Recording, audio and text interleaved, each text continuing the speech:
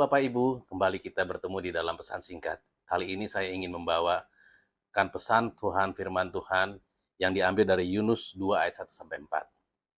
Sebelum kita membaca ayat tersebut, saya ingin mengingatkan bahwa mengambil keputusan yang baik dari yang buruk itu tidaklah sulit.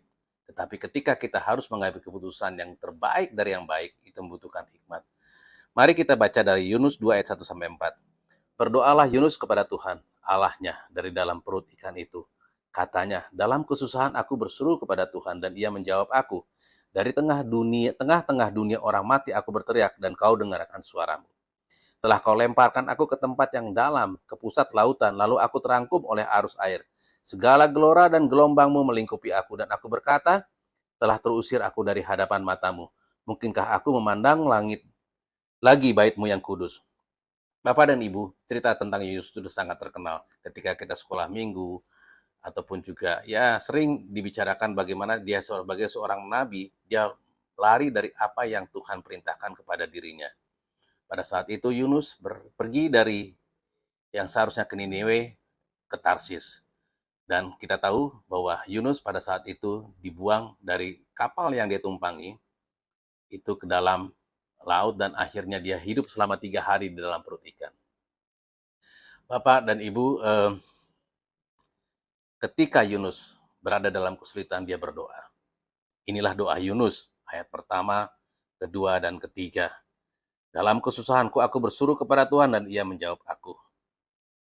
Telah kau lemparkan aku ke tempat yang dalam pusat lautan, aku terangkum, dan gelombangmu melingkupi aku. Itulah doa Yunus.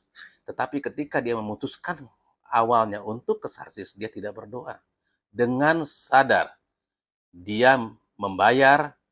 Kalau kita baca di ayat di pasal 1, dia membayar untuk ke Tarsis dan kemudian dia dengan tenang sampai dia tertidur. Itu artinya dengan sadar dia lari dari kehendak Tuhan. Kalau kita baca dalam ayat yang keempat dikatakan seperti ini. Dan aku berkata, telah terusir aku dari hadapan matamu. Telah terusir aku di hadapan matamu. Itulah manusia. Sering seperti apa yang dilakukan oleh Yunus. Dia merasa diusir, padahal Tuhan tidak pernah mengusir. Dia merasa bahwa Tuhan telah meninggalkan dia, padahal Tuhan tidak pernah meninggalkan dia. Bapak dan Ibu, sering kita mengatakan, Tuhan, mengapa kau meninggalkan saya? Mengapa kau membuang saya?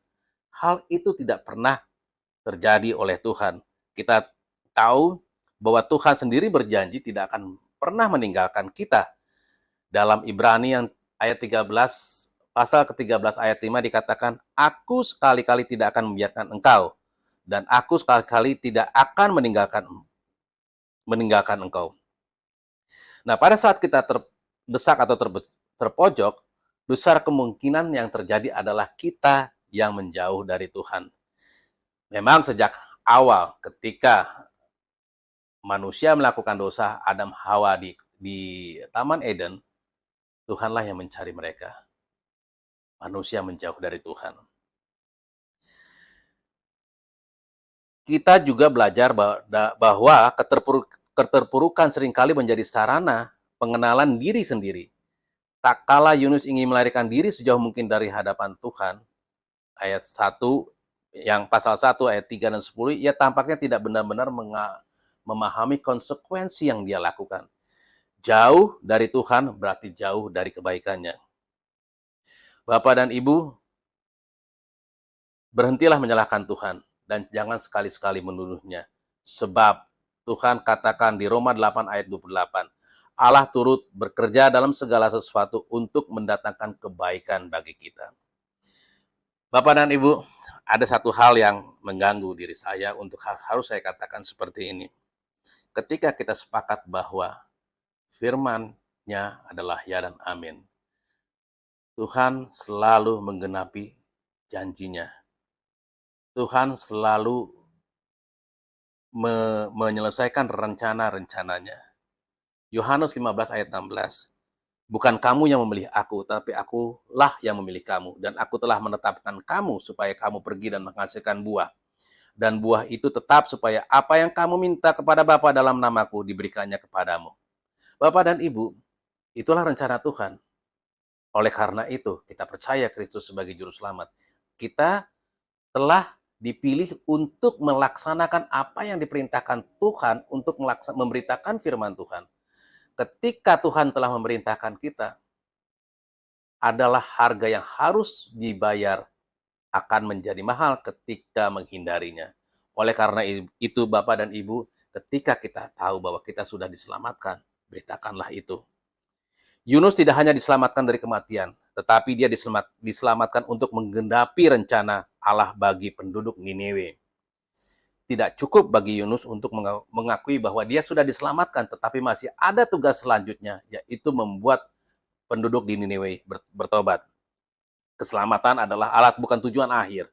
Tidak cukup bagi kita untuk terus menikmati keajaiban-keajaiban Tuhan, tapi kita juga harus menunaikan tugas yang harus kita tuntaskan sesuai dengan apa yang Tuhan perintahkan kepada kita. Amin.